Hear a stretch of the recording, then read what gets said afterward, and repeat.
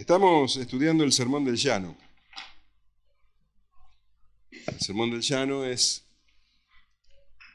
probablemente el mismo sermón que conocemos como el Sermón del Monte, solamente que, el Sermón del Llano figura en Lucas y el Sermón del Monte en Mateo.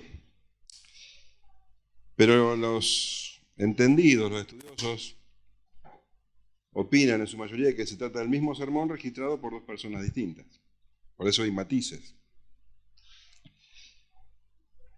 Hay una vieja canción infantil, no sé, los que tenemos algunos años la conocemos, no sé si las nuevas generaciones la conocen, pero dice algo así como: vamos a ver cómo es el reino del revés.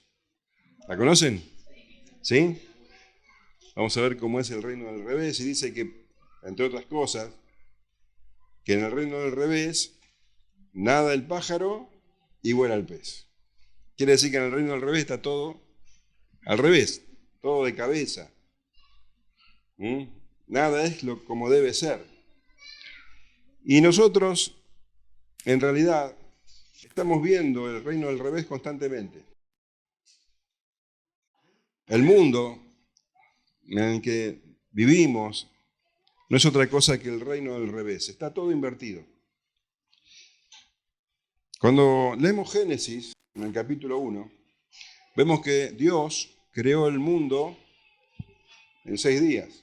Y dice el versículo 31, y vio Dios todo lo que había hecho, y he aquí que era bueno en gran manera.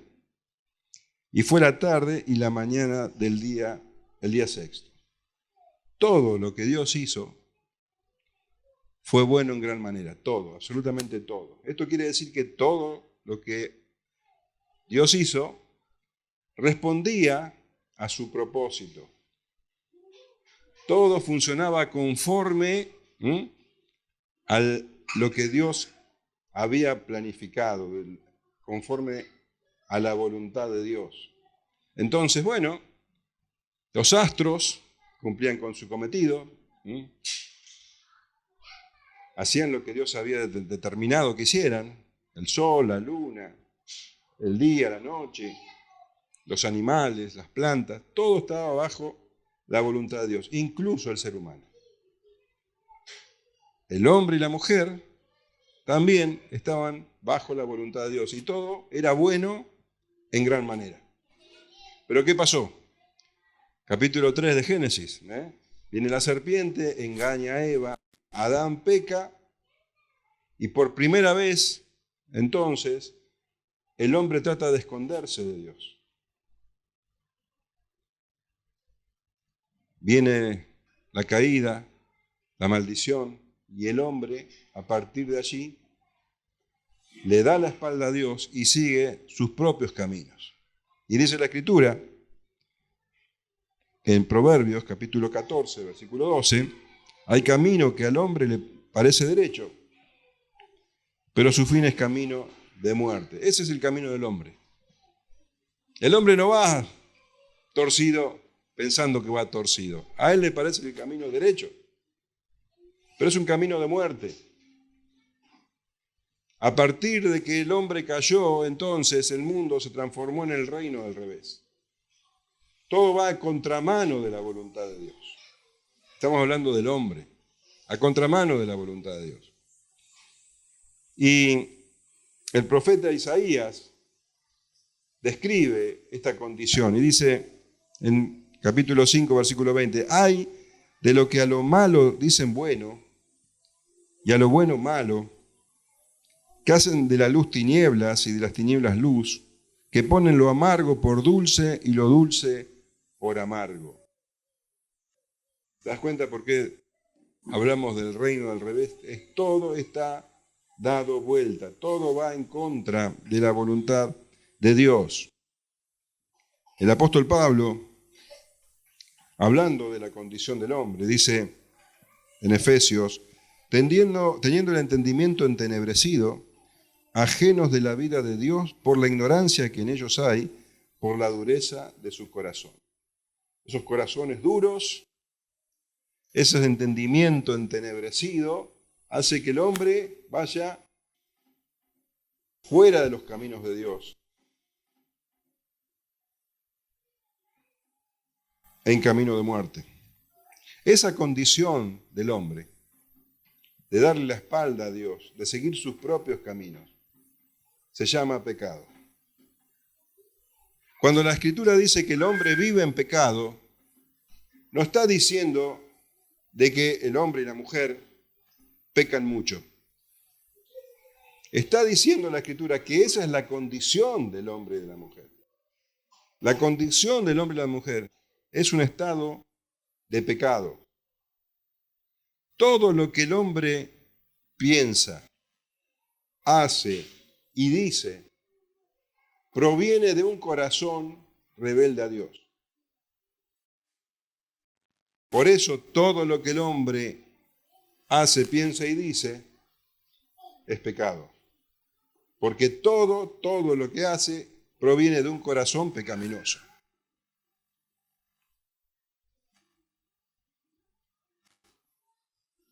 Aún aquellas cosas que para los hombres son buenas, éticas, loables, dignas de alabanza, provienen de esa clase de corazón. Por eso, esas cosas que para el hombre son buenas, para Dios es pecado. Y también el profeta Isaías dice, capítulo 64, versículo 6, si bien todos nosotros somos como suciedad, y toda nuestra justicia quiere decir todo lo que nos parece bueno, digno de alabanza, justo, todas nuestras justicias, como trapo de inmundicia. Y caímos, todos nosotros como la hoja, y nuestras maldades nos llevaron como viento. ¿Te das cuenta de lo que está diciendo el Señor? Está diciendo que todo lo que el hombre hace y que cree que es bueno, a los ojos de Dios, son como trapos de inmundicia. Está diciendo que le resulta asqueroso. Esa es la condición del hombre. El mundo está al revés. Aquello que a los ojos de los hombres es bueno, es ético, a los ojos de Dios es pecado. Y al revés, todo lo que para Dios es bueno y justo, para el hombre es despreciable. El reino del revés. El hombre, creación de Dios, se para delante de Dios y cuestiona su justicia. El hombre es rebelde a Dios. Esa es la condición humana. Y el Señor Jesús, en el sermón que estamos estudiando, el sermón del llano en este caso, pero también en el sermón del monte, deja bien clara ese contraste entre lo que para el mundo es bueno y lo que para Dios es bueno. Y tenemos que entender algo. Cuando leemos las bienaventuranzas, con las que comienzan estos sermones, el Señor está describiendo características de sus discípulos. Está describiendo características de aquellos que pertenecen al reino de Dios. Son bienaventurados porque tienen estas características. En definitiva, lo que hablamos siempre, son bienaventurados por lo que son y no por lo que hacen. El Señor Jesús no está diciendo, bienaventurados los que hacen tal y tal cosa. No se refiere a lo que hacen, sino a lo que son.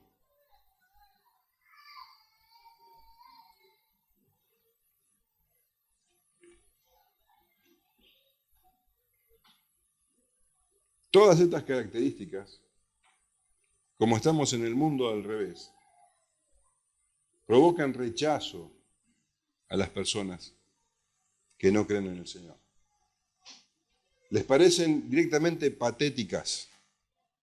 Fíjate, el Señor dice, bienaventurados vosotros los pobres, porque vuestro es el reino de Dios. ¿En qué sentido el mundo va a considerar bienaventurado al pobre? El Señor Jesús está hablando del pobre en espíritu, aquel que se humilla, aquel que entiende su miseria espiritual. ¿Cómo el mundo va a considerar bienaventurado aquel que busca humillarse? Al contrario, el mundo considera que es bienaventurado aquel que es exaltado. La pobreza de ninguna manera espiritual o económica pueda ser buena para el mundo. Todo lo contrario. Y el Señor dice, bienaventurados vosotros los pobres, porque vuestro es el reino de Dios. El mundo se ríe de esa bienaventuranza. Nadie quiere ser pobre. Nadie quiere humillarse.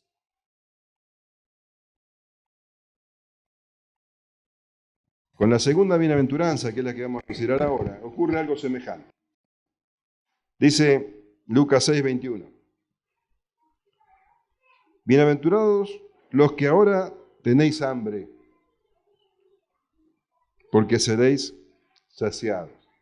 ¿Te das cuenta cómo las bienaventuranzas van encadenadas con cada una con la anterior? Dice, la anterior era bienaventurados los pobres. Bueno, lógicamente el pobre padece hambre. Cada bienaventuranza entonces está encadenada con la anterior. Y así como en la bienaventuranza de los pobres, cuando la leemos en el pasaje paralelo de Mateo, vemos que hay una pequeña diferencia. Lo mismo ocurre con esta. Lucas dice, bienaventurados, Lucas citando al Señor, dice, bienaventurados los que ahora tenéis hambre, porque seréis saciados. Pero si vamos a Mateo, en el capítulo 5, versículo 6, dice, bienaventurados los que tienen hambre y sed de justicia, porque ellos serán saciados. Entonces, Mateo registra las palabras del Señor y agrega entonces al hambre la sed de justicia, hambre y sed de justicia, porque ellos serán saciados. ¿Qué significa entonces esto? ¿Qué significa tener hambre y sed de justicia? Bueno, venimos hablando del mundo del revés. Venimos diciendo que lo que es bueno para el hombre natural es contrario a lo que es bueno en el reino de Dios. Entonces, la justicia que habla el Señor es distinta a la justicia humana. Las personas naturales que no creen en Dios entienden a la justicia como algo por el que vale la pena luchar. Nosotros de chiquitos admirábamos a los justicieros, ¿no? Los superhéroes justicieros, los paladines de la justicia. Vemos a las personas, cuando miramos, por ejemplo, televisión, haciendo piquetes y deteniendo el tránsito, pidiendo justicia. La venganza, cuando alguien toma venganza, ¿qué decimos? Hizo justicia por mano propia.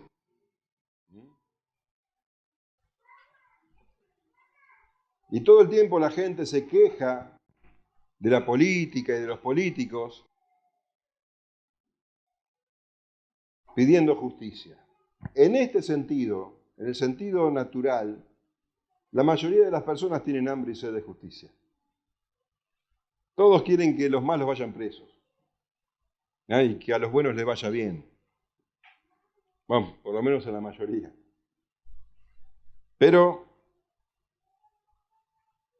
este no es el sentido que le da el Señor Jesús. Los judíos, por ejemplo, inclusive, cuando esperaban la venida del Mesías, antes que el Señor viniera, Ellos estaban anhelando que el Mesías los librara del dominio romano. El imperio romano estaba gobernando Israel.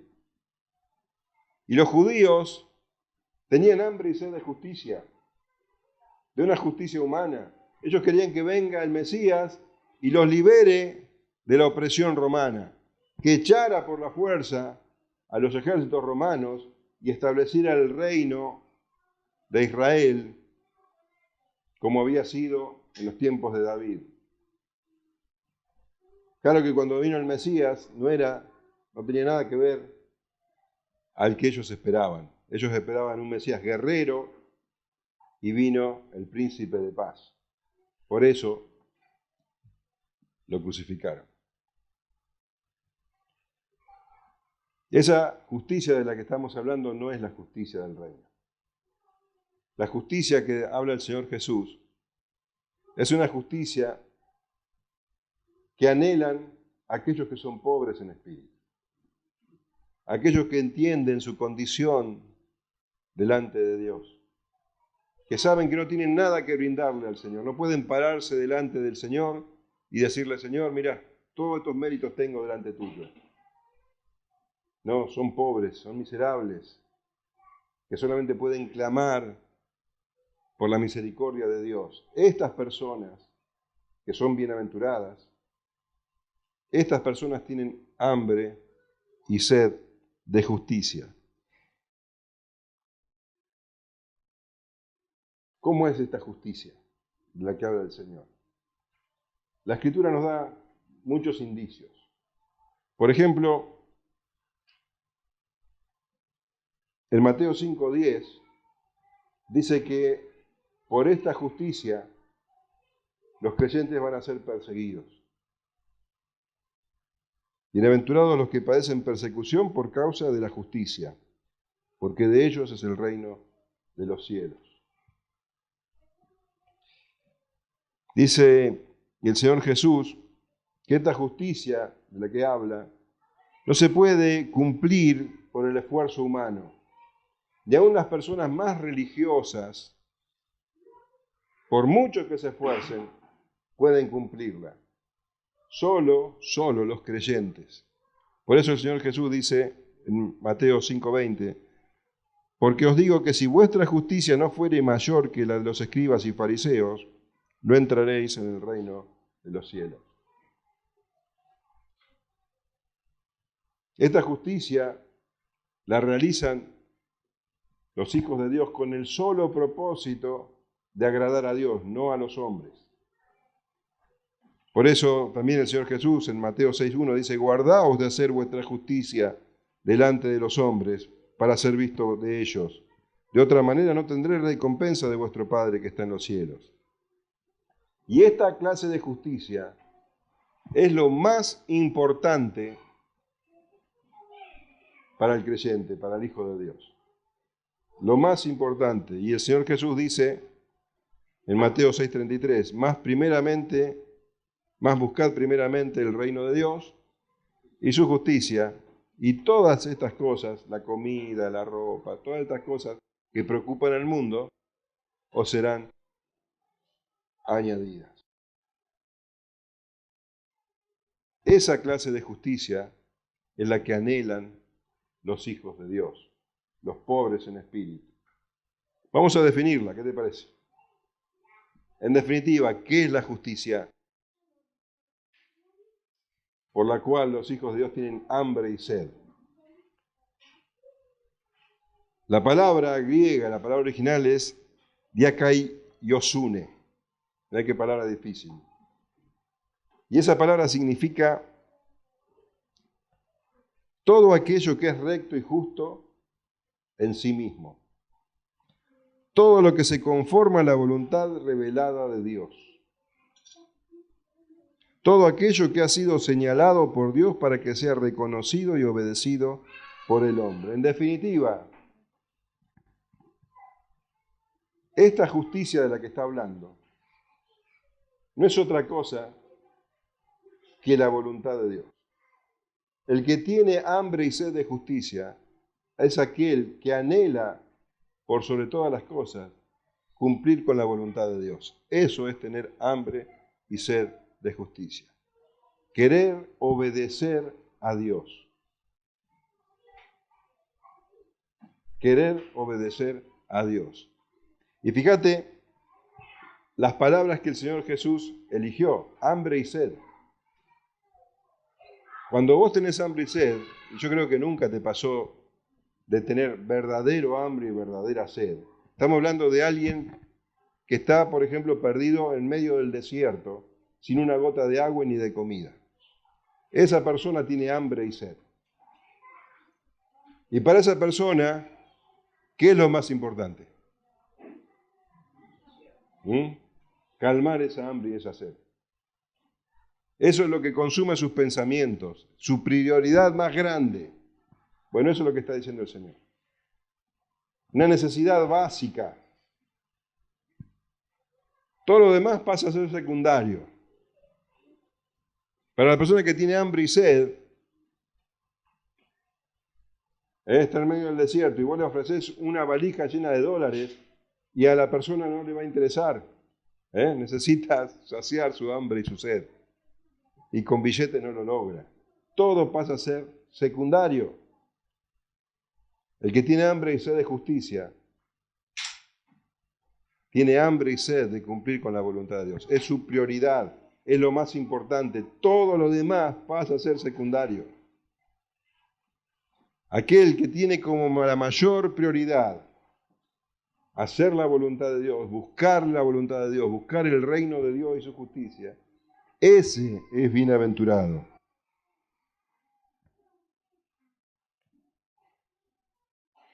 Y no estamos hablando de una obligación.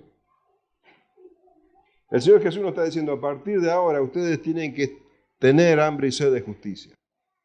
Estamos hablando de una necesidad básica. El creyente necesita hacer la voluntad de Dios. Es lo más importante para él. Es su prioridad. Ese es bienaventurado. Ese es el que tiene hambre y sed de justicia. El que tiene hambre y sed de justicia busca la santidad. El que tiene hambre y sed de justicia huye del pecado. Trata de tener el pecado lo más lejos posible. Aquel que se dice creyente y no tiene hambre y sed de justicia, está coqueteando constantemente con el pecado. Está cerquita del pecado y busca el límite hasta dónde puedo y dónde no puedo. Eso no es tener hambre y sed de justicia. El que tiene hambre y sed de justicia se examina constantemente, hoy lo hablábamos. Constantemente está examinándose a la luz de la Escritura. No está culpando a los demás de sus fallas. No, lo que pasa es que, viste cómo es mi esposa, me volvió loco y exploté. No. El que tiene hambre y sed de justicia se examina a sí mismo a la luz de la palabra y es corregido por la palabra. No es la culpa del jefe que es malo. No le echa la culpa a los demás. Él le asume su propia responsabilidad delante de Dios. El que tiene hambre y sed de justicia anhela cada día morir más y más al yo para que Cristo viva en él, como dice Gálatas 2:20. Ya no vivo yo, sino Cristo vive en mí. Con él estoy juntamente crucificado. Eso es tener hambre y sed de justicia. Y el hambre y la sed de justicia no se termina nunca. Siempre el creyente tiene esa clase de hambre. Bienaventurados los que tienen hambre y sed de justicia. Como dice el salmista, como el ciervo brama por las corrientes de las aguas, así clama por ti, oh Dios, el alma mía. Mi alma tiene sed de Dios, del Dios vivo. ¿Cuándo vendré y me presentaré delante de Dios? David, en el Salmo 63, escribió: Dios, Dios mío eres tú, de madrugada te buscaré, mi alma tiene sed de ti, mi carne te anhela. Mateo, entonces, cuando cita al Señor, dice: bienaventurados los que tienen hambre y sed de justicia. Pero Lucas dice simplemente: bienaventurados los que ahora tenéis hambre. Esto quiere decir que Lucas registra las palabras del Señor y son más amplias que las de Mateo. Las de Mateo está hablando específicamente del hambre y sed de justicia, que las de Lucas contiene. Cuando Lucas cita al Señor Jesús y dice: bienaventurados los que ahora tenéis hambre, está incluyendo a los que tienen hambre y sed de justicia. El creyente tiene hambre y sed de justicia. Pero también Lucas está hablando de aquellos que padecen hambre física por causa del reino de Dios. Porque este pasaje, estas bienaventuranzas, el Señor las pronuncia, ¿te acordás? Mirando a sus discípulos. Él acababa de escoger a sus 12. Él había subido al monte a orar para escoger a 12 de todos sus discípulos.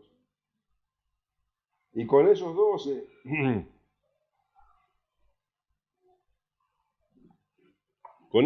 dice, descendió al llano, a una meseta, donde estaba toda la multitud. Y cuando dijo estas bienaventuranzas, los miraba a los discípulos y les dijo: bienaventurados vosotros los pobres, y bienaventurados los que ahora tenéis hambre.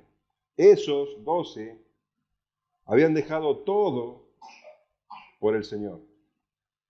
Habían dejado sus trabajos que los tenían, algunos de ellos eran muy prósperos. Sabemos que Mateo, que Andrés, Jacobo y Juan tenían una pequeña empresa de pesca, tenían empleados, dejaron todo por el Señor. Sabemos que Mateo era un publicano con mucho dinero, dejó todo por el Señor. Y a partir de ahí ellos se hicieron pobres voluntariamente para seguir al Señor. Y el Señor Jesús le está diciendo: bienaventurados los que ahora tenéis hambre. No era que en ese momento tenían hambre, sino que en esta vida iban a pasar hambre y necesidad. El Señor Jesús nunca prometió a sus discípulos prosperidad y cosas materiales, abundancia. Jamás. El Señor les dice: bienaventurados los que ahora tenéis hambre. El apóstol Pablo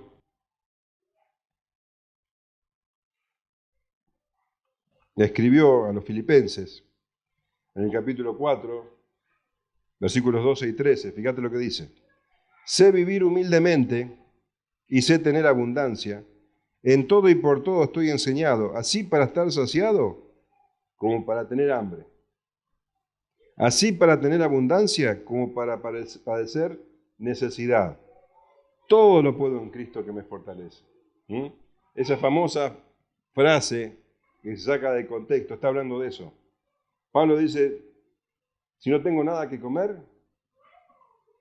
todo lo puedo en Cristo que me fortalece. Y si tengo, bueno, puedo vivir en abundancia también. Sé vivir tanto en la abundancia como en la necesidad. Puedo padecer hambre como puedo estar saciado. Pero siempre estoy agradecido a Dios. Todo lo puedo en Cristo que me fortalece. Y hablando o escribiendo a los Corintios en la segunda carta sobre las necesidades que pasan los apóstoles, escriben en el capítulo 11, versículo 27, en trabajos y fatiga, en muchos desvelos, en hambre y sed, en muchos ayunos, en frío y en desnudez.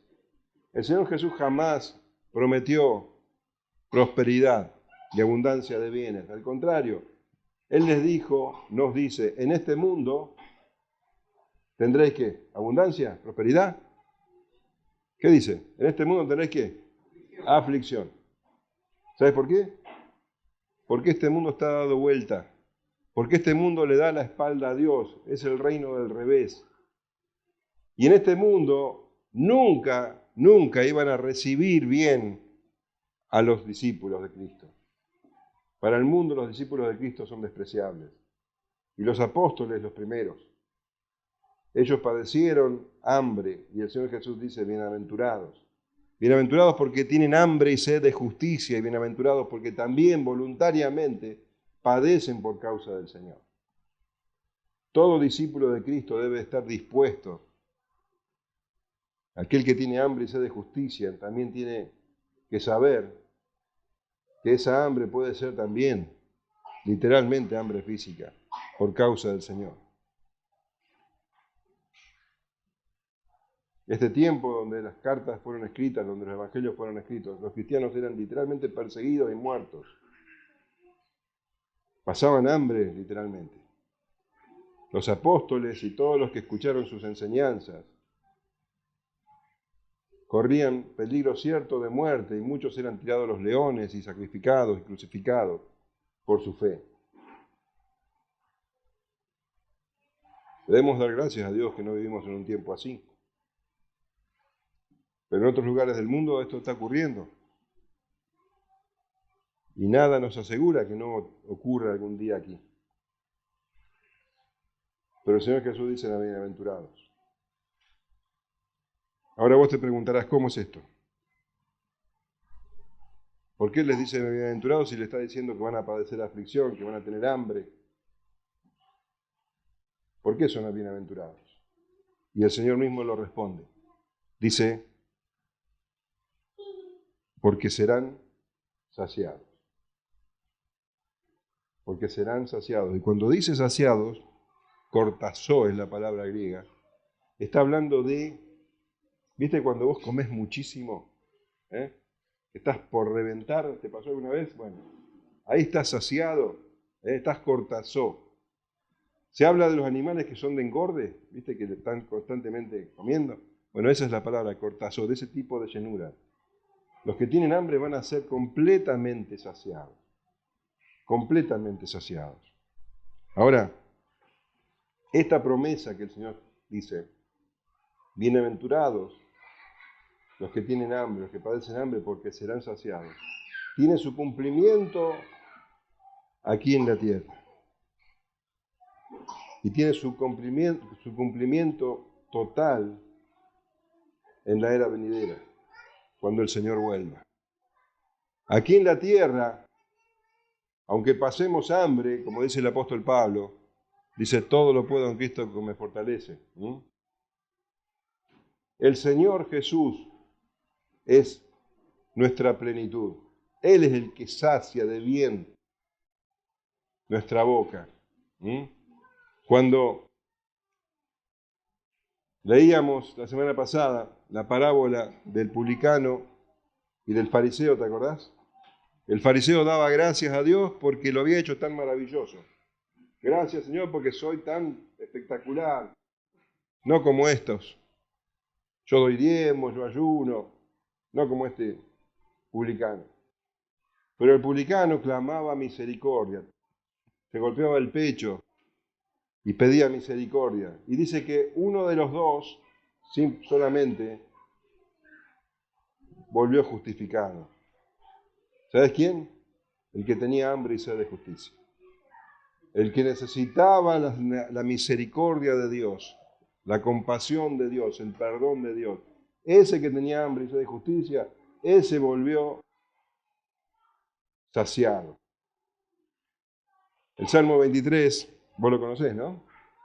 Dice, Jehová mi pastor, nada me faltará. En lugares de delicados pastos me hará descansar. Junto a aguas de reposo me pastoreará. Confortará mi alma, me guiará por sendas de justicia, con amor de su nombre. En este tiempo, en esta era presente, en esta vida, el hambre y sed de justicia será saciada, porque el Señor Jesús es quien lo hace. Él es nuestra plenitud. Y si debemos de pasar necesidad por causa de su nombre, Él es nuestra fortaleza, Él es nuestro consuelo. En Él tenemos todo lo que necesitamos. Por eso somos bienaventurados, porque seremos saciados.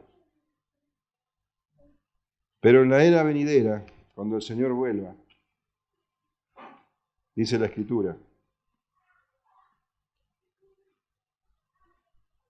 Apocalipsis 19:1,